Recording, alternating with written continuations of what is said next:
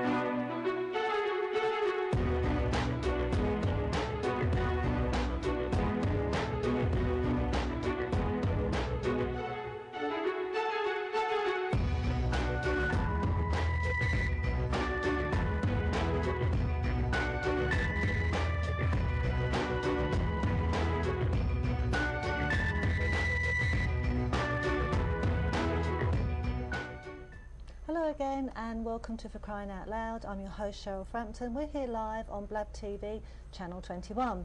Now for those of you that have been following my show for the last few weeks, you will know that here in Sarasota it's Family Violence Awareness Month and we've been covering many subjects, and tonight we're covering a subject that is also dear to my heart for many reasons, and that is elder abuse. So tonight I'm joined by two very special ladies who are going to shed some light on what's happening here in Sarasota and what we can do on this very tender subject.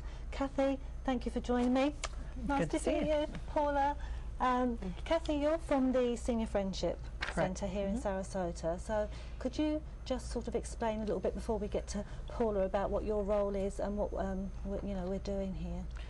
Well, I'm the Regional Director for Senior Friendship Centers in Sarasota and DeSoto counties, and my role really is overseeing our services that provide care to our more frail elders in both of those communities, providing in-home services, respite care services, nutrition services such as congregate dining or Friendship Meals on Wheels, and also providing education. And that's really one of the things we're here tonight to talk about is learning more about what are the signs and symptoms of abuse or neglect with older adults, and what can we do to intervene in those situations and maybe prevent them. And you know, because the thing is, when people think of family violence, I don't think it really comes to mind that it's going to be, you know, elder abuse, and that is an abuse that is not just physical, is it? And in lots of cases we've got the neglect, there is the emotional side of it, and not everyone really knows what to look out for when it comes to an elderly friend or relative.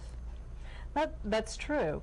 When we talk about abuse, we're not just talking about physical abuse, somebody hitting or slapping or physically causing harm to somebody.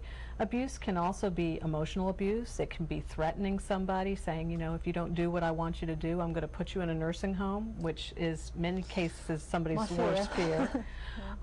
It can also be financial abuse, and unfortunately we live in an area where people do have financial resources, and they may find themselves being taken advantage of, either by friends or family members or from people that try to befriend them to get access to their finances.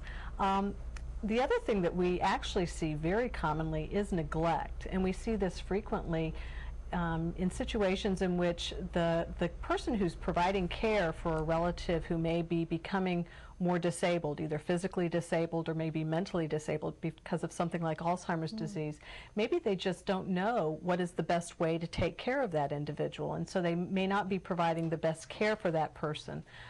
We also see a lot of self-neglect, which also kind of falls into this category of older adults who don't realize that they're not taking as good care of themselves as they once were able to. Do you think they, being elderly, then they just see themselves differently to how they really are, or they don't want to accept that there's certain things they're getting frail and cannot do anymore? It's sometimes a combination of all those things. I often think of my grandmother, who lived well into her 80s, and when she was younger, she kept her house meticulously clean, but as she got older, her eyesight became much more impaired, and she just couldn't see to clean as well. And I know that had she realized the house wasn't as clean as she thought it was, she would have been appalled.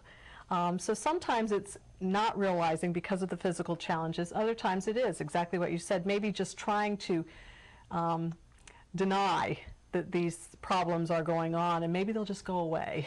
I mean, I was talking to you earlier, you know, before the show, about some of the statistics that really I found quite, you know, frightening of some of the things. And I mean, it says here that National Elder Abuse Incident Study suggests that more than 500 Americans aged 60 and over were victims of domestic abuse in recent years, and that this study found only 16% were referred for help and 84% will remain hidden. I mean, would you agree? Yes, it's actually, it very much is one of the more hidden forms of family violence. You know, with children, eventually children go to school, and so they may be seen by teachers and friends, and somebody may get a notion that something is going on in this household. With intimate partner violence, again, people usually go to work, they go shopping, so they have some contact in which somebody may find out what's going on. With older adults, you have somebody who's becoming increasingly frail and maybe housebound or maybe kept housebound by the person who's providing care to them. And so it's often very difficult for that individual to have an outlet at which to reach out and try to get help. I just, in my own mind, every time we do one of these shows and every time we talk about different types of abuse, each time I'm really stunned by how we in society accept so much abuse, and we don't even see that we're doing that. A lot of the times people won't accept that they are being abused. And you know, one of the things also is like with carers, and as you say, one of the things that they can do is that, isn't it their medicine? They can not give them their medicine, or they can do subtle things to make them, like as a punishment, if you don't do something you won't get this or you won't get that, and that's not necessarily seen as a form of abuse by either party. You're right. I certainly would consider that a form of abuse, but yes, that may not be acknowledged by the parties that are doing that as a form of abuse. Okay, so I mean, I'd like to introduce Paula to you. Paula, you're the senior manager for the Adult Day Service program. Can you just explain a little bit to our viewers what that program entails? Sure. Adult Day Service is a form of group respite, meaning that people come and participate in activities, supervised activities. Okay.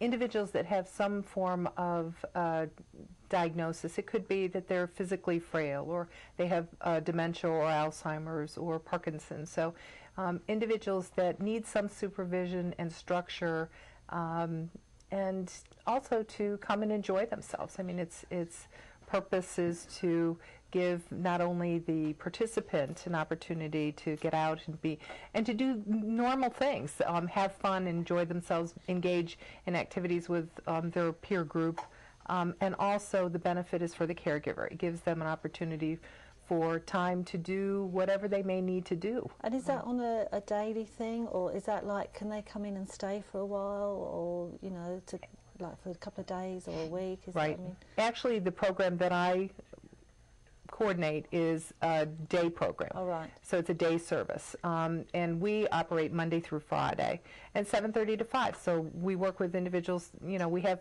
the caregivers that we help and assist.